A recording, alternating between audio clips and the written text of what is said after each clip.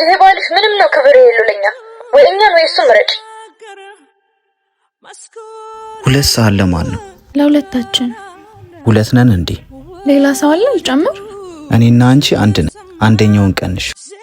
ለቤተሰቦች ያለህን ጥላቻ እስካልቀነስክ ድረስ አንድ አንሆንም፣ ሁለት ነን። ይህ የኔና ያንቺ ህይወት እኮ ነው።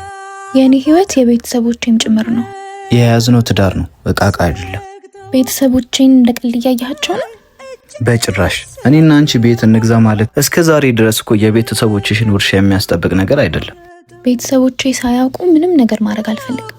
ማሂ፣ ወይ ከኔ ጋር ሁኚ ወይ ከነሱ ጋር ሁኚ። እኔን እያጎደልሽ እነሱን ሙላሉ አትበይ። እዛ የጎደልሽው እኔን ለመሙላት ነው። ካልሆነ ምን መላኩ? እኔ እንጃ፣ እንደፈለግሽ። እናንተ ብትሆኑ ታረጉ ነበር።